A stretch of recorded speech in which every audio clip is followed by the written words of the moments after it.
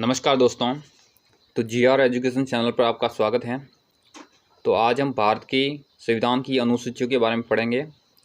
भारत की संविधान की अनुसूची जो प्रथम अनुसूची है, इसके अंतर्गत भारत के 29 राज्य और 7 केंद्र शासित प्रदेशों का उल्लेख मिलता है। जो भारत की प्रथम अनुसूची है उसके अंदर भारत के 29 राज्य तथा 7 केंद्र शासित प्रदेशों के बारे में उल्लेख मिलता है। दूसरी अनुसूची है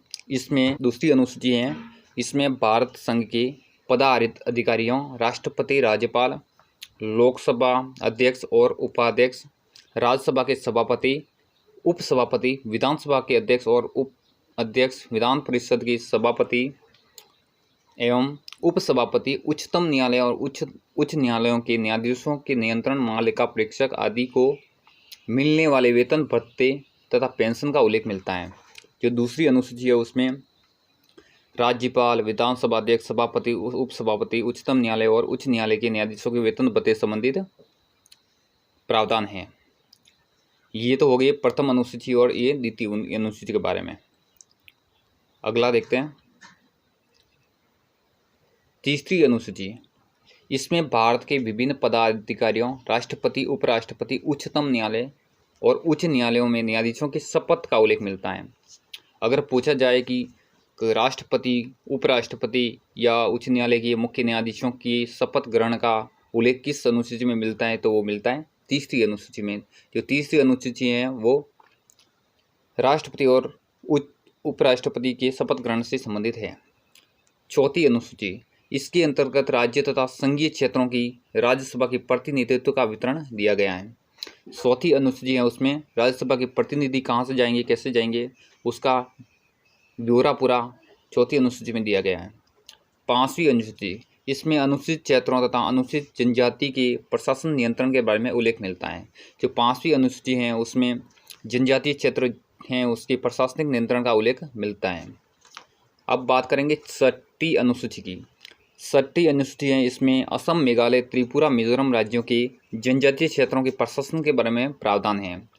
जो छठी अनुसूची है उसमें जो पूर्व के राज्य हैं असम, मेघालय, त्रिपुरा, मिजोरम राज्य क्षेत्रों के प्रशासन के बारे में उल्लेख मिलता है।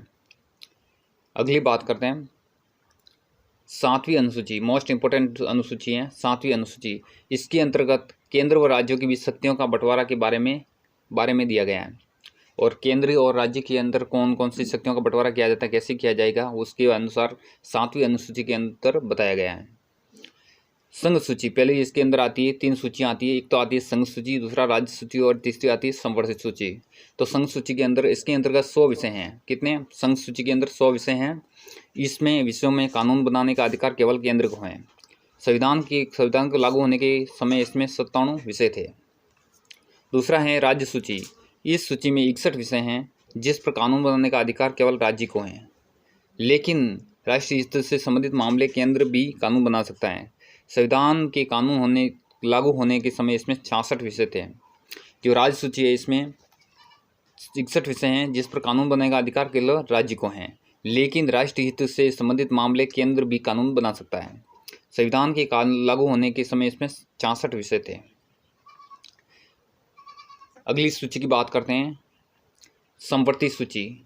इसके अंतर्गत 52 विषय हैं। इस केंद्र और राज्य दोनों बना सकते हैं। इस पर विषय जो संवर्धित सूची है वो मिलकर केंद्र और राज्य दोनों कानून बना सकते हैं, परंतु कानून के विषय में समान होने पर केंद्र सरकार द्वारा बनाया गया कानून मान्य होगा। राज्य द्वारा बनाए गए कानून केंद्र द्वारा बनाने के बाद समाप्त हो जाता है। संविधान के लागू होने के समय इसमें 47 विषय थे। अब बात करेंगे 8वीं अनुसूची की। 8वीं अनुसूची, इसमें भारतीय संविधान मान्यता प्राप्त 22 भाषाओं का उल्लेख किया गया है। मूल संविधान में 14 मान्यता प्राप्त भाषाएं थी। सन 2004 में 4 नई भाषाओं को सम्मिलित किया गया, जिसमें मैथिली, संथाली, डोगरो और बोडो को शामिल किया गया। 4 भाषाओं को 2004 में शामिल किया गया, तो इससे मिलाकर 22 कुल भाषाएं हो जाती है। अब 9वीं सूची की बात करते हैं। 9वीं अनुसूची, यह अनुसूची प्रथम संविधान संशोधन अधिनियम 9वीं अनुसूची है जो प्रथम 1951 द्वारा जोड़ी गई। इस अनुसूची में सम्मिलित विषयों को न्यायालय में चुनौती नहीं दी जा सकती, लेकिन यदि कोई विषय मौलिक अधिकारों का उल्लेख करे तो और उच्च न्यायालय इस कानून की समीक्षा कर सकता है। अभी तक 9वीं अनुसूची में 283 अधिनियम है, जिसमें सरकार द्वारा संपत्ति अधिग्रहण को उल्लेख प्रमुख है। अब बात करेंगे 10वीं अनुसूची की। 10वीं अनुसूची, इसमें 52वें संविधान संशोधन अधिनियम 1985 द्वारा मूल अधिकार में जोड़ा गया। इस अनुसूची में दल बदल संबंधित उल्लेख मिलता है। जो 10वीं अनुसूची है उसमें 52वें संविधान संशोधन द्वारा जोड़ा गया, इसमें दल बदल संबंधित कानून का उल्लेख मिलता है। अब बात करेंगे 11वीं अनुसूची की। 11वीं अनुसूची में 73वें संविधान संशोधन अधिनियम 1992 द्वारा जोड़ा गया। यह अनुसूची पंचायती राज है अधिनियम उससे संबंधित है। अब बात करेंगे जिसमें पंचायती राज संबंधित 29 विषय आते हैं। 12वीं अनुसूची की बात करेंगे। यह अनुसूची 74वें संविधान संशोधन अधिनियम द्वारा 1992 में मूल संविधान में जोड़ा गया। इसमें शहरी क्षेत्रों का स्थानीय स्वशासन संस्थाओं से संबंधित 18 विषय आते हैं। तो ये थी भारत की कुछ महत्वपूर्ण अनुसूचियाँ।